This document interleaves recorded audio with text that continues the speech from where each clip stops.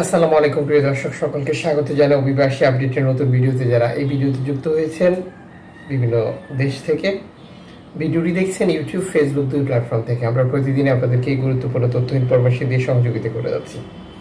চ্যানেলটি সাবস্ক্রাইব করে ফেসবুক পেজটি লাইক ফলো করে যুক্ত থাকলে আমাদের নিত্য নতুন আপডেট তথ্য দেখতে পারবেন।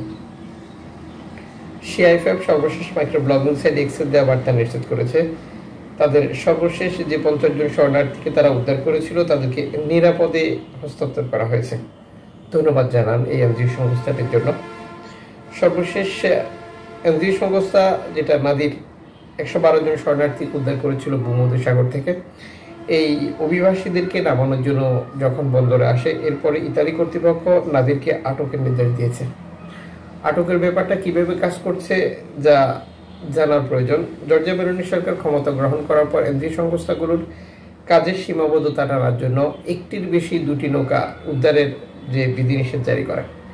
যারা আইন লঙ্ঘন করছে তাদেরকেই আসার পরে আটক করছে, ক্যাপ্টেনকে জরিমানা করা হচ্ছে, যেটা 10,000 থেকে 20,000 ইউরো, এবং জাহাজগুলোকে বিভিন্ন মেয়াদে আটকের নির্দেশনা দিচ্ছে। এটা সত্যি দুঃখজনক। এতে করে ভূমধ্যসাগরের নৌকাডুবি অভিবাসী মৃত্যু পরিসংখ্যান লাফিয়ে লাফিয়ে বৃদ্ধি পাচ্ছে। যদিও এনজিও সংস্থা মানবাধিকার সংগঠনগুলো তীব্র প্রতিবাদ জানালেও এই পরিস্থিতি বা এই প্রক্রিয়াটার খুব একটা পরিবর্তন আসেনি। আদৌ আসবে কিনা এটি নিয়েও প্রশ্ন রয়েছে। কারণ সরকার বা ডানপন্থী সরকার ব্যবস্থাপনা এমনই, তারা যা চায় তাই করে, যা মন চায় তাই করে, কারোর কথা শোনে না বা কোনো সমালোচনা তাদের খুব একটা গায়ে মাখেন না বা গায়ে আসে না। সাম্প্রতিক সময় ইউরোপের যে পরিস্থিতি, অভিবাসী আসা কমেছে, তবে এই খাত বিশ্লেষকরা মনে করে যে এটি বেশি দিন থাকবে না। অভিবাসী আসা যেমন কমেছে তেমনি আবার বৃদ্ধিও পাবে। নানান কারণে এই পরিস্থিতি তৈরি হয়েছে, এটি বেশি দিন থাকবে না।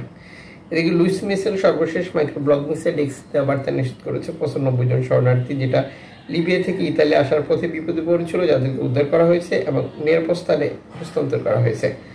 লুইস মিশেল সর্বশেষ মাইক্রো ব্লগিং সাইট এক্সের দেওয়া বার্তায় এই প্রতিবেদনটি যুক্ত করে। দিকে ল্যাম্পোদুসা হটস্পট কর্তৃপক্ষ তাদের বার্তায় নিশ্চিত করেছে 89 জন শরণার্থীকে উদ্ধার করা হয়েছে দুটি নৌকা থেকে।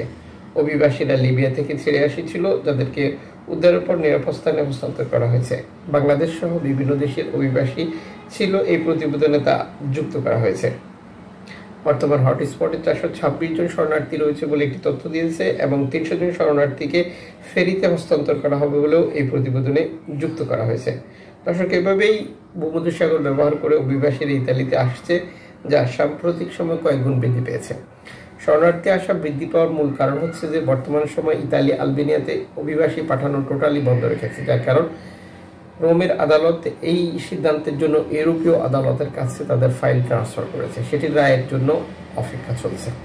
দেখা হচ্ছে নতুন ভিডিওতে, যুক্ত থাকুন।